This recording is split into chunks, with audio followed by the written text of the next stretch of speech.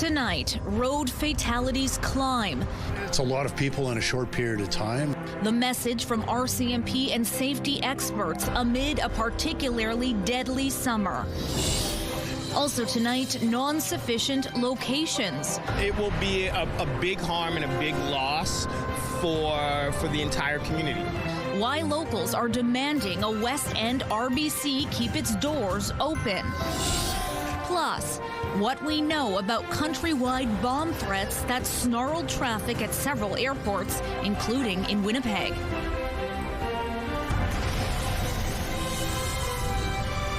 CTV News. Live from downtown Winnipeg with Mayoral Caruso. Good evening. Thanks for joining us. I'm Catherine Dow. Mayoral is away. 3 people are now dead following a collision involving 2 vehicles near Swan River on Canada Day. 2 of the victims are well known within Manitoba's music scene. Pop band Royal Canoe says bassist Brendan Berg and his partner were killed. The tragedy is highlighting a deadly year so far on provincial roads.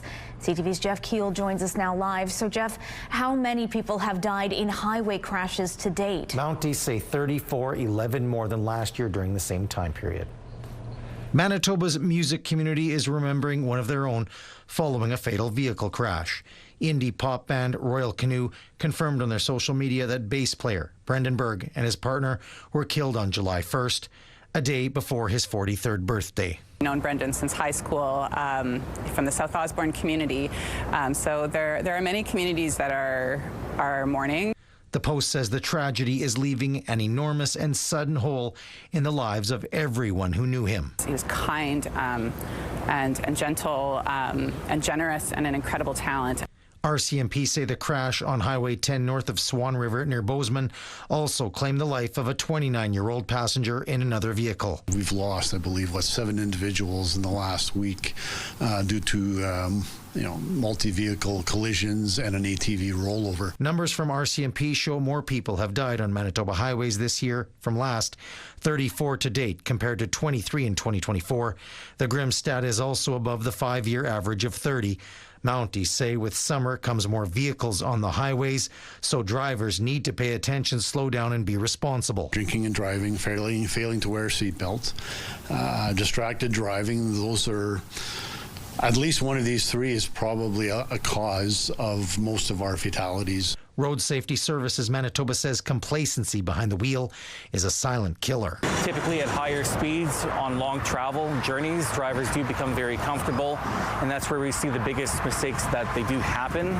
A Winnipeg professor is calling for a national strategy where major collisions are analyzed to prevent future crashes. Canada can do better and should do better, and that we should make a greater effort in improving road safety across the country. There was another person involved in the crash near Swan River. RCMP say the driver of the other vehicle, a 36-year-old man, is in hospital in stable condition. Now, Jeff, how can drivers ensure they are keeping themselves and others on the road as safe as possible? As Safety Service Manitoba says, maintain a safe distance between your vehicle and the ones near you. Look for hazards ahead and be ready to react to them. Use proper signals in advance to let other drivers know what you are doing. Don't speed, obviously, and drive to the road conditions. All right, thanks for this, Jeff. People living in Lynn Lake are being told to be ready to flee the community once again. On social media, the town says wildfires are threatening some hydro lines and some highways, which may complicate travel. It says a mandatory evacuation order could come as early as tomorrow if a power or outage happens, since services such as water treatment and emergency services would be affected. It's asking all residents to register online and that those who are able to leave on their own do so as soon as possible. Bomb threats caused delays at several Canadian airports this morning, including here in Winnipeg. NAV Canada says threats affected airports in Vancouver, Ottawa, Montreal, Edmonton, Calgary, and Winnipeg. The Winnipeg Airports Authority tells CTV News the security incident had minimal impact on operations and that only a few flights were delayed. Service gradually resumed after the evacuation of a number of our sites, and authorities assess the threat. Travelers are advised to always check the status of their flight before heading to the airport. And we'll have more on the investigation into the threats a little later on. The impending closure of a bank in the West End has residents up in arms. Several people were protesting outside the RBC on the corner of Sargent and Sherbrooke earlier today. The branch is set to close next week, and as CTV's Danton Unger reports, residents say this will leave a big hole in the community. Sheila Hazad has lived here in the Spence neighborhood for 55 years, and she's been banking here at the RBC on the corner of Sargent and Sherbrooke for just as long. It's a long time. I had many mortgages with them and everything. But that will soon change, as this branch is set to close as early as next week. It's just horrible.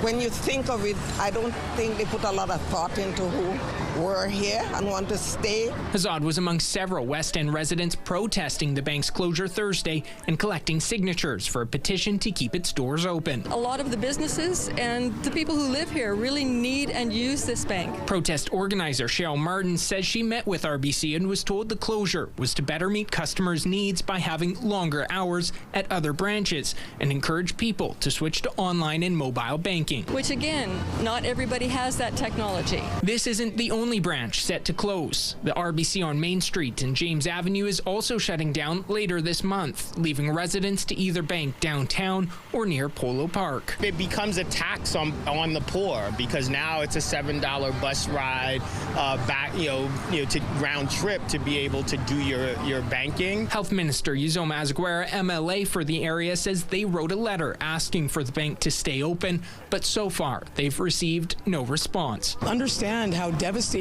the closure of this location would be for folks living in this community and make the right choice here. RBC needs to stay in the neighborhood, stay in Union Station. For Hazad, she says if this RBC does close, she'll be switching banks. But she's hopeful it won't come to that. Because no matter how late it is, I have hope until the hour has passed. Danton Unger, CTV News, Winnipeg.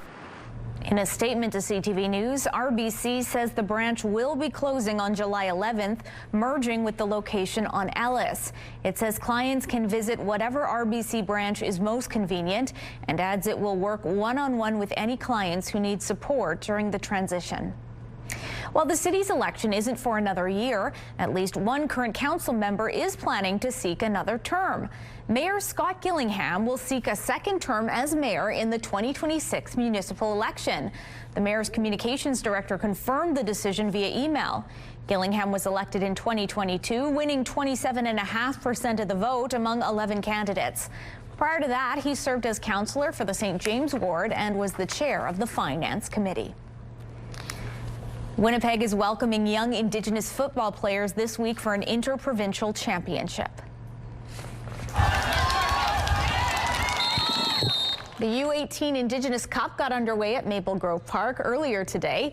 It features tackle football players from Manitoba, Saskatchewan, Alberta, and for the first year, Northwestern Ontario.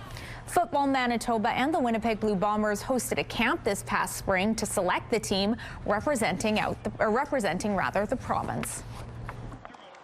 As we've seen in the province of Manitoba, we've actually seen growth in tackle football pretty consistently over the last, coming out of COVID, 20 to 30% a year. So it's a really popular sport. I tell people all the time, I think we're actually in the golden years of football in this province with the Bombers' success and with the Bison's success and our high school league thriving, our minor leagues thriving. Flag football has taken off.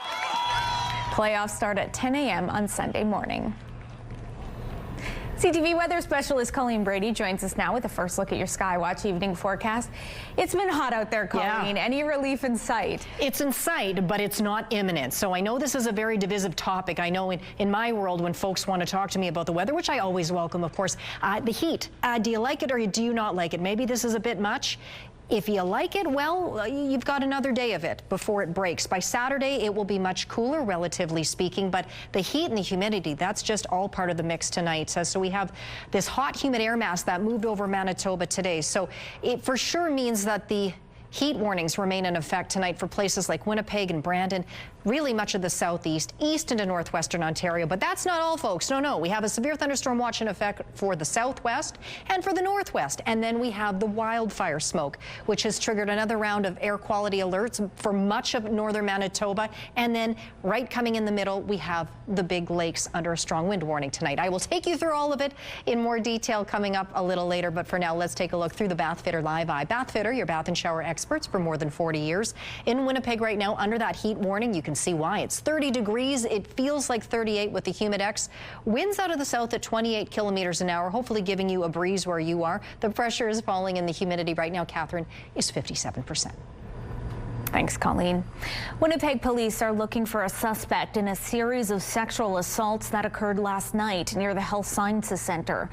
Police say the first happened around 7 when a teenager was sexually assaulted by an unknown man.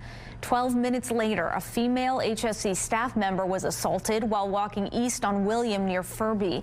That was followed by another sexual assault a half hour later when a woman walking in the HSC tunnels was sexually assaulted. A fourth incident happened only a few minutes later to a woman walking on Emily Street near McDermott. The suspect is described as a man in his 20s with a slim build and dark hair. He was wearing a jet shirt and had jewelry on. Anyone with information about this suspect is asked to call the sex crime unit or contact Crime Stoppers. The Winnipeg Police Service, meanwhile, did not release the condition of any of the victims. City Council is taking a closer look at Winnipeg community centers and the model used to run them. We want to ensure that community centers are sustainable into the future because they are primarily run by volunteers. The General Council of Winnipeg Community Centers says the existing model from 50 years ago isn't sustainable, so it has developed Plan 2045. It proposes the creation of governance boards responsible for directing centers on operations and programs, as well as an annual grant of $250,000 to hire staff. This is intended to be to create some guideposts and some supports, additional supports, and to make sure that if we don't have enough volunteers, that we do have backup singers. We need staff to help keep these doors open. The report notes volunteer numbers dropped by more than half compared to before the COVID-19 pandemic. If approved, the plan would take place in 4 phases, with the General Council reporting back to the city in 2027 and every 4 years following. The Executive Policy Committee will consider the plan next Tuesday. The town of Neepawa is going to see some improvements to its main street. Today, the provincial government announced almost $5 million in upgrades to Highway 16, the Yellowhead Highway. The aim is to improve access to the newly expanded health center and to develop an improved road network connecting to a new daycare, school, and the industrial park. In a news release today, the province says the upgrades are needed to keep up with the town's growth. The project is being done in 2 phases. Construction of the health center access is expected to be completed this fall. Nikolaj Ehlers is waving goodbye to the Winnipeg Jets. The winger signed a 6-year deal with the Carolina Hurricanes valued at $51 million US or $8.5 million a season. Ehlers spent 10 seasons in Winnipeg, playing 674 games for 225 goals and 520 points. He also took part in 45 playoff games, adding 9 goals and 21 points. Ehlers was drafted 9th overall by Winnipeg in 2014. John Travolta has starred in some massive films, including Saturday Night Fever, Pulp Fiction, and Grease. And now the actor is shooting another movie, and it's being filmed right here in Winnipeg. The movie is called November 1963. It's about the assassination of President John F. Kennedy. In addition to Travolta, the film stars Mandy Patinkin and Robert Carlyle, among others. It is said to be based on a true story about the mob's involvement in the killing. According to Deadline, the film is written by Nicky Solozzi, nephew of Sam Giancana, who was the boss of the Chicago outfit who allegedly sent assassins to Dealey Plaza. The Winnipeg locations are standing in for Chicago and Dallas, Texas. Still ahead, the cost of a trade war. Businesses are really kind of in suspended animation right now.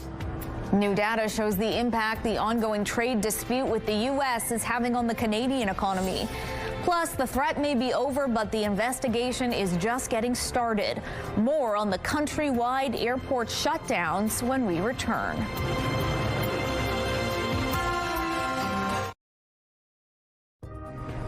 Nissan is recalling nearly 38,000 vehicles in Canada.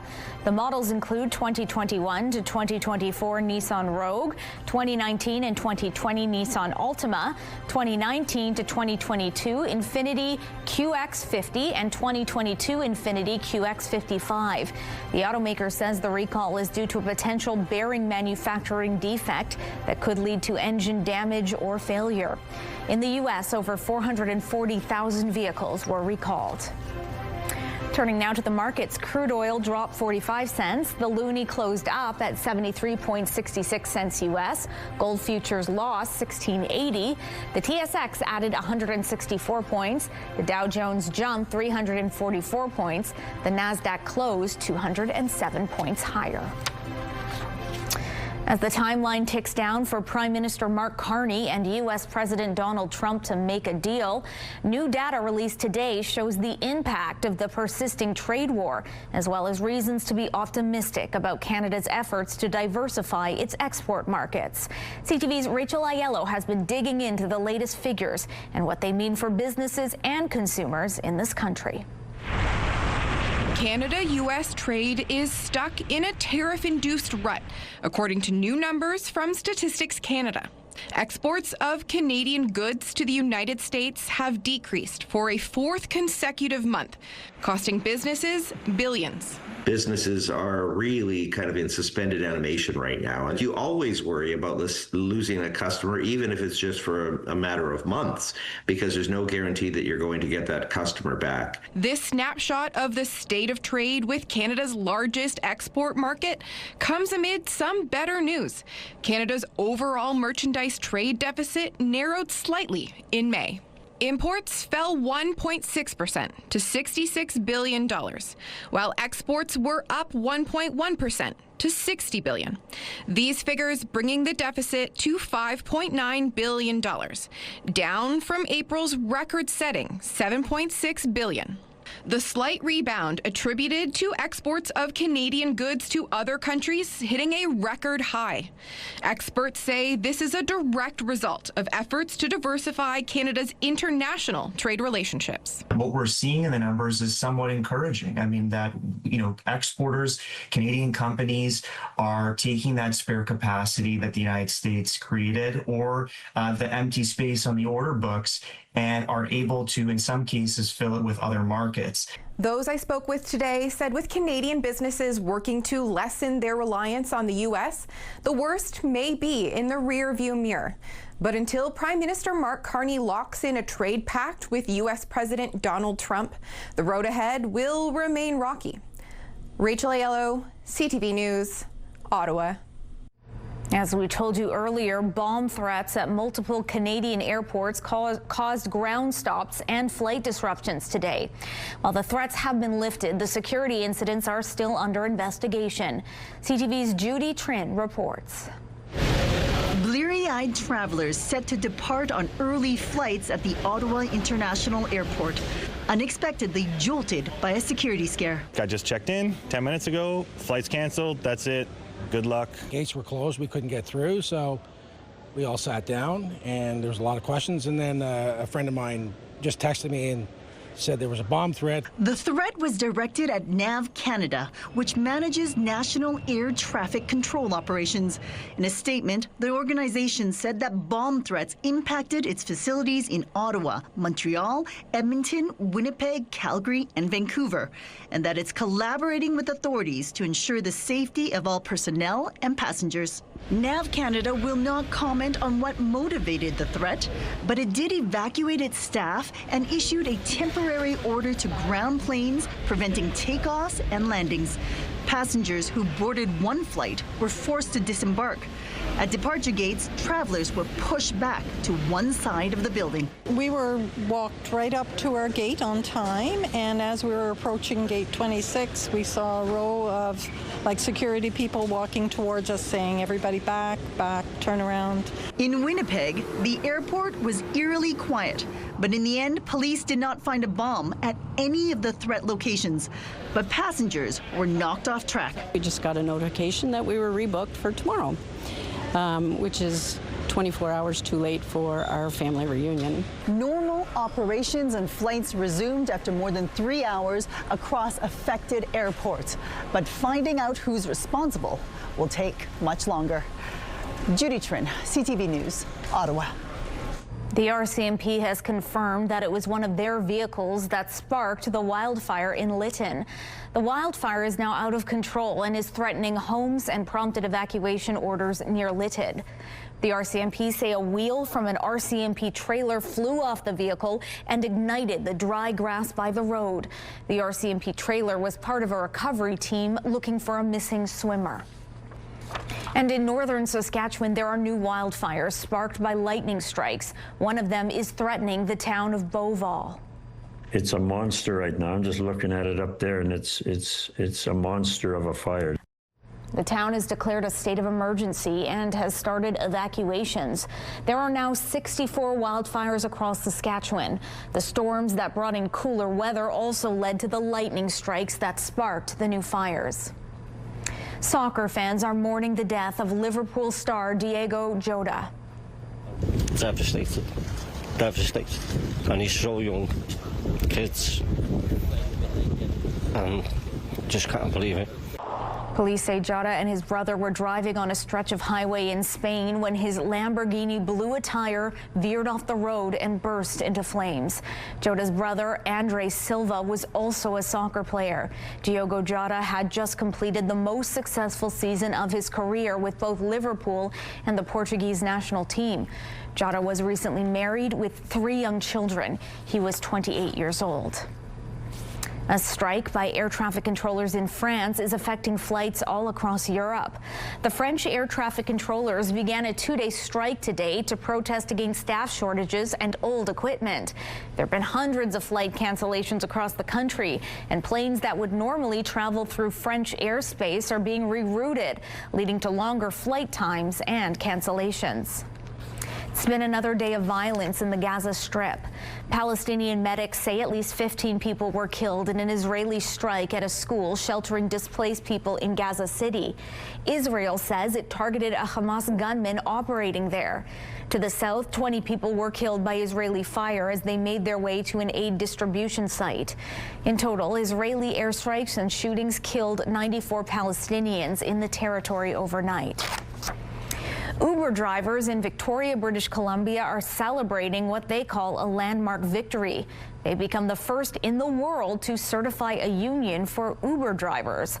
The drivers' campaign was focused on improved health and safety measures, transparency in the app's rating system, and fair processes for account deactivations.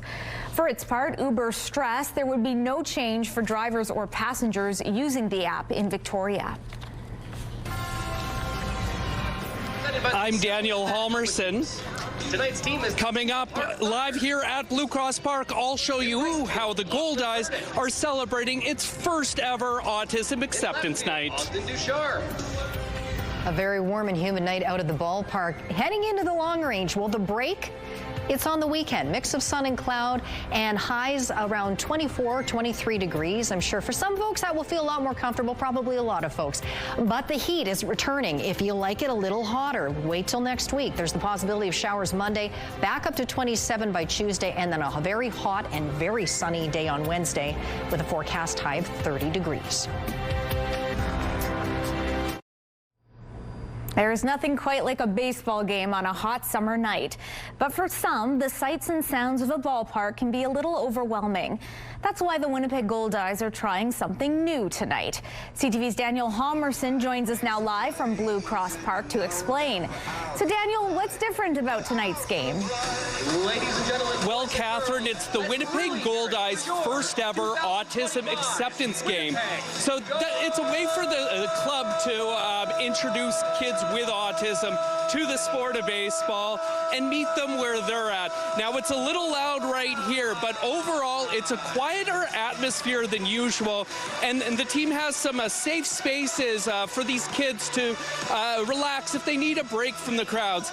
Now, earlier today, I had a chance to hit the field with one of these kids, 5-year-old Cyrus, and actually he threw out the first pitch just a few minutes ago. He did a great job, and let me tell you, he's so excited for his first ever baseball game. Run to the base. Come on, let's go run to the base.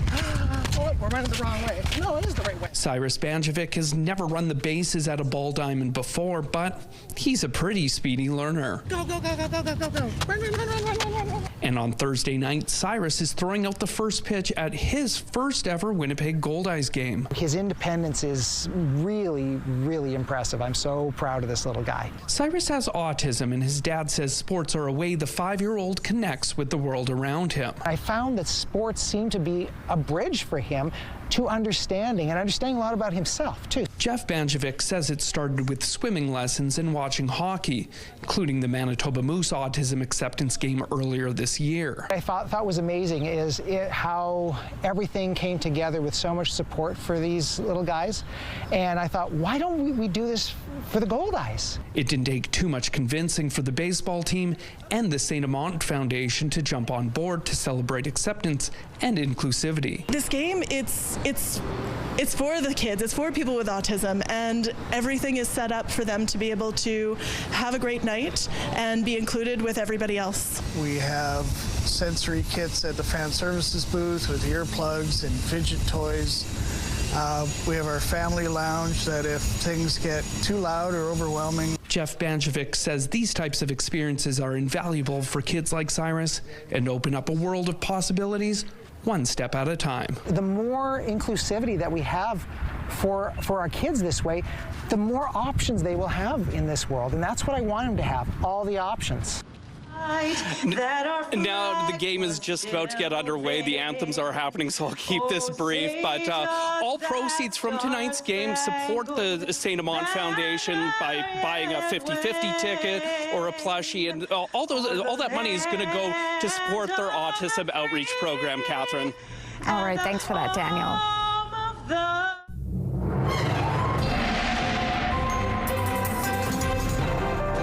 CTV Skywatch weather brought to you by South Beach Casino and Resort. Visit southbeachcasino.ca. Hope they brought a lot of water. Everyone went out to watch the game because, wow, it's hot out there, Colleen. Hot and humid, and it's going to be even more humid tomorrow. This hot, humid air mass moved over Manitoba today, and it has triggered at least some of the weather alerts in effect tonight in Manitoba. There's at least 7 weather alerts in Manitoba right now, but I need to start in Saskatchewan because there is a storm there that could be producing a tornado. Now, I'm not certain how to pronounce the name of this community correctly. I believe it's Watch Hope, Saskatchewan, or Walk Hope. It is believed by Environment Canada that the storm passing over that area now could possibly be producing a tornado. Now, the leading edge of that severe storm has now crossed the border into Manitoba, so places like Virden under a severe thunderstorm warning. So here's a look at it on the radar so you can see with that symbol there, it's producing possibly a tornado, certainly some hail, some lightning, as you can see, and an awful lot of rain. It's believed to be traveling this storm east at 30 kilometers an hour. So if you are on the other side of the border, be prepared for that storm to make its way to you. And like I said, the leading edge of it is already starting to make its way into Manitoba. So again, Virden and the surrounding area under an outright severe thunderstorm warning. And that's just part of it. That's just where we start. All those areas in the southwest surrounding in yellow under a severe thunderstorm watch. So thunderstorms could develop in those other areas too. That could become severe.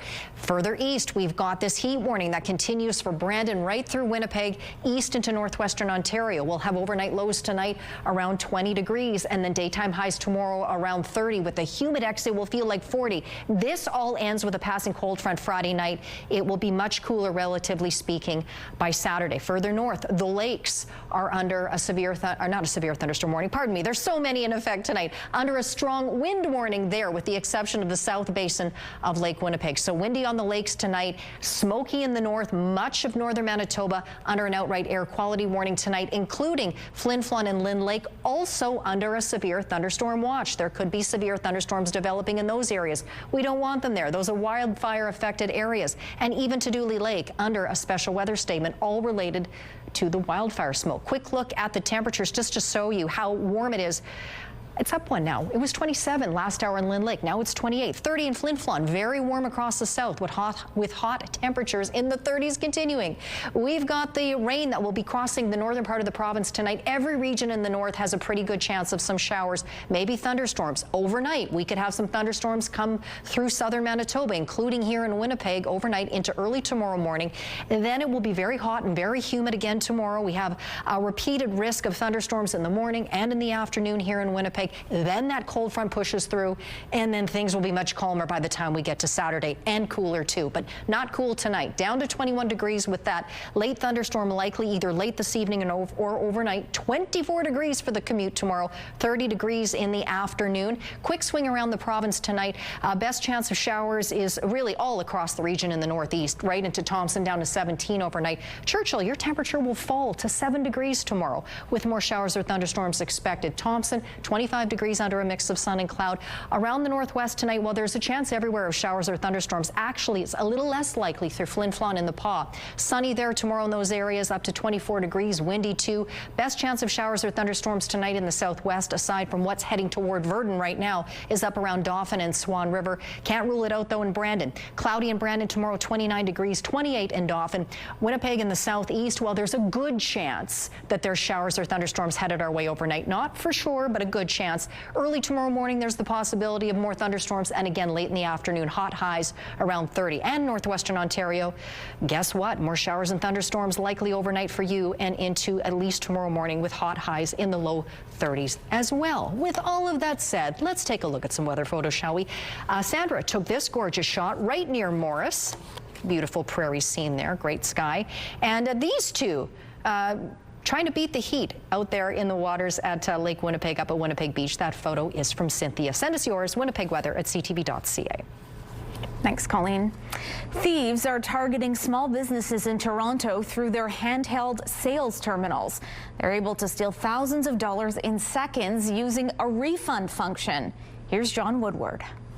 This is surveillance video from Diona Alico's family restaurant at around 9 p.m. Monday night. That customer looks like he's trying to pay for his food using the point-of-sale terminal, but he's doing exactly the opposite. As he was paying just before that, he somehow did a manual refund on his own debit card and took $2,000 from us. Alico's son Artie said the family didn't see the loss until they checked the terminal that night. It was shocking. Like, honestly, my mom works very hard here, so to hear that she just got $2,000 taken from her, I was shocked. And it wasn't the only Queen Street East business hit in the last few weeks. Next door, Pippin's Tea Company lost $4,900. I was just sick. That's a lot of money for a small, freestanding, independent retail store. Both of them aghast that the terminal they used to accept their customers' money was what the thief used to take theirs. These terminals are used by businesses all over the country, but when they are initially shipped, they have vulnerabilities security experts describe as severe. Most of the time, these terminals, these POS terminals, are misconfigured from day one. Security expert Claudio Popa says the default security on these terminals is off, which amounts to a backdoor for thieves. There should be no backdoors ever in any technical device. Police say they haven't linked the two cases, but they're part of a wave of thefts that concerned Toronto Deputy Mayor Mike Cole so much he hosted a summit on the problems last year. Almost every business on Bathurst Street, Dufferin, Eglinton, Avenue Road, Lawrence, St. Clair, they all got hit. And they never talked to each other about it. The Beach BIA telling their members to change the default settings, put limits on the amounts that can be refunded, and put them out of reach of customers when they're not in use. Be very aware of your machines and what people can and cannot do. Honestly, it's disgusting that someone is going around out there and taking money from business owners. Like, we all work extremely hard, especially my mom. The proceeds of that hard work vanished in seconds. Still to come, how do you like your coffee? Well, if you said black, we've got some good news for you and your heart. Medical Watch is next.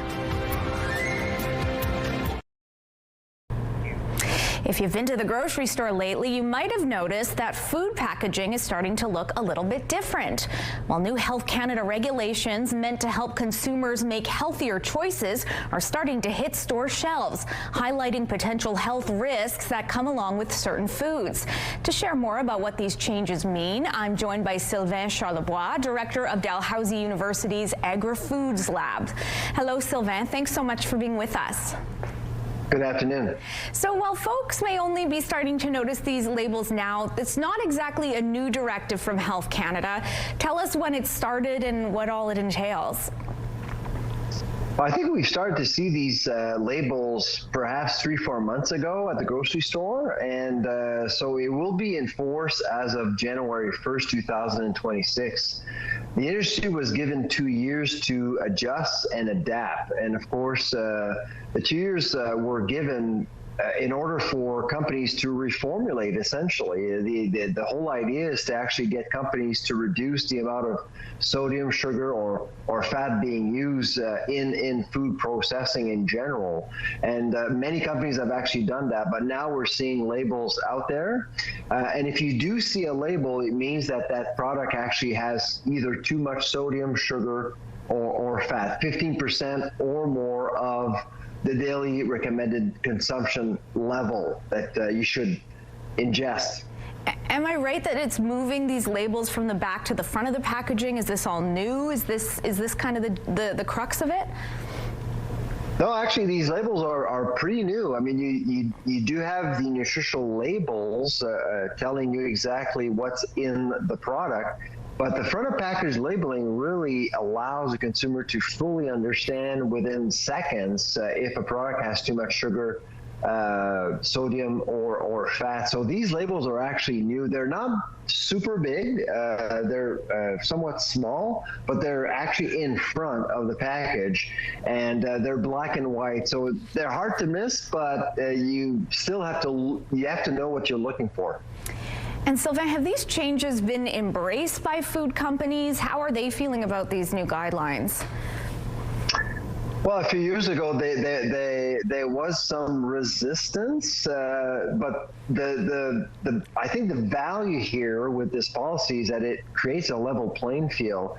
A few years back, we've seen companies reducing sodium, sugar, or fat, not knowing that the competition would not do the same. So it basically made their product even tastier, and they lost sales, so they always went back to the old formula. But this time around, it creates a level playing field for everyone, and so we are expecting the entire industry to follow along and make adjustments as a result. So in the end, we are expecting consumers to have access to healthier products overall, and these are the results that we've seen in other countries where such a policy was implemented, like in Europe, for example. In Brazil, where I was last week, you could see that they are benefits for consumers. And that was kind of my next question here. It elevates our awareness about the content of our food. Do you think it'll actually lead to different choices made by the consumer overall, or should more be done? Does this go far enough? Actually, that's unclear. So first of all, you need to look for these labels. Will the consumer be impacted? Will the consumer be influenced by these labels? Probably. And of course, I would say that the industry, most companies wouldn't want a label like that on their own package. So that tells you something. But over time, will consumers still see those labels after a few years?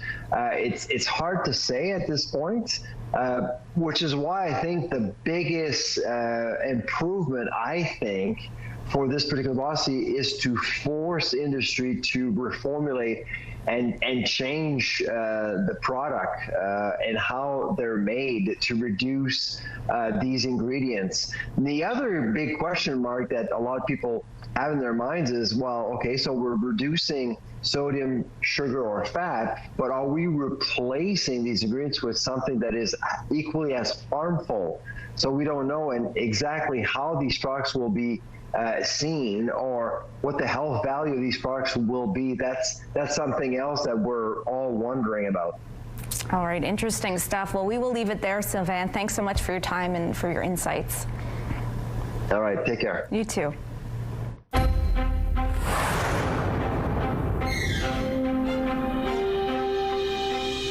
Next time you pour yourself a cup of coffee, you might want to consider holding the cream and sugar. A new study suggests taking your coffee black could help you live longer. Researchers at Tufts University looked at more than 46,000 U.S. adults over a 10-year period and found that coffee drinkers who put little or no sugar and cream in their coffee had a lower risk of death from cardiovascular disease.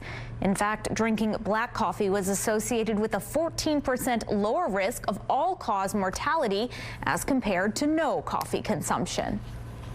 We've been warned for years about the health dangers of eating too much processed meat. Now, a new study warns there is strong evidence that there is no safe amount. Researchers analyzed data from more than 60 previous studies. They found people who ate as little as one hot dog a day had an 11% greater risk of type 2 diabetes and a 7% increased risk of colorectal cancer than those who didn't eat any. It's important to note the studies were observational, meaning they show correlation, not causation. It was published in the journal Nature Medicine. The World Health Organization is pushing countries to raise the prices of sugary drinks, alcohol, and tobacco by 50% over the next 10 years. It's the organization's strongest backing yet for taxes to help tackle chronic health problems.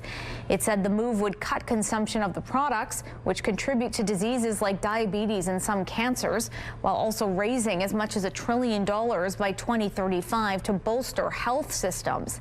The International Council of Beverages Associations condemned the move, saying taxing sugary drinks has never been shown to improve health outcomes. Medical Watch is brought to you by Manukin Koster Denture Clinic. Another social media star turned stand-up comedian is bringing their show to Winnipeg. You would not have thought to do that. First guy to milk a cow, original free thinker, bro. When you can catch Curtis Connor at Burton Cummings. Plus, the Hollywood Walk of Fame has announced the class of 2026. Who made the cut? Up next in Spotlight.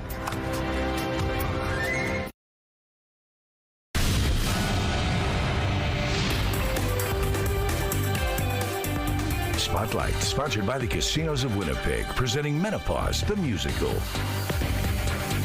Another social media star turned stand-up comedian is making a trip across the country with the stop here in Winnipeg.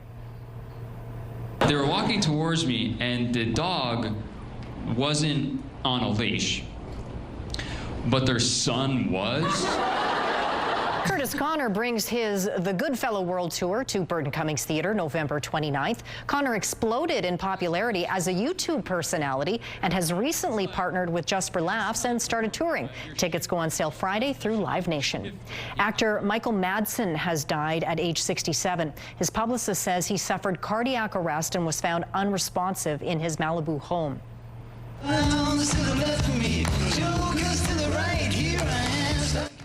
Who could forget that infamous scene from Quentin Tarantino's thriller Reservoir Dogs?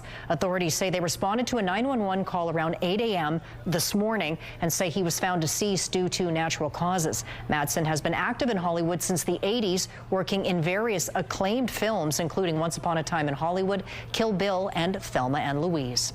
The Hollywood Walk of Fame has announced the list of celebrities set to receive stars as part of the class of 2026.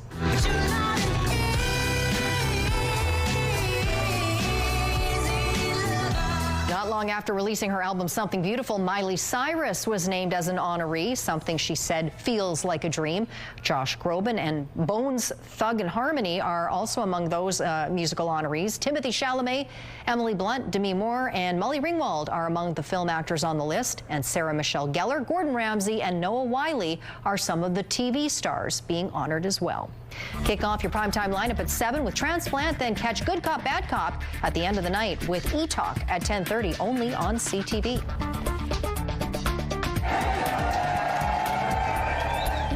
High heels and high spirits, ouch, what these runners are competing for in Spain's annual high heel race. That's when we return.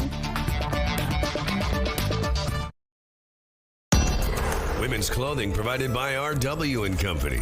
Salon services provided by S&Teak Spa Salon.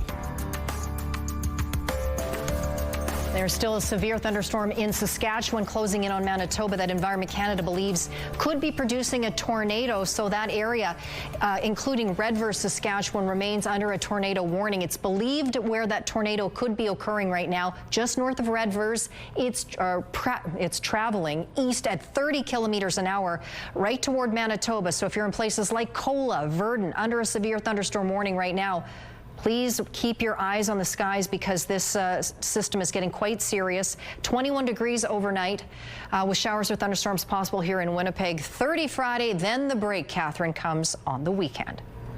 Looking forward to that. Thanks, Colleen. Spain is known for its running of the bulls, but here's another Spanish running competition you may not have heard of. This is Madrid's annual high heel race. The vibrant event is held as part of the city's LGBTQ+ pride celebrations. The race is now in its 26th year and attracts large crowds of locals and tourists to watch participants in towering high heels race through the streets. I hope they wore the right ankle supports because trained my whole life to do that, and I still couldn't do the race. So, all right, that's going to do it for us. Remember, you can watch CTV News anytime on our website.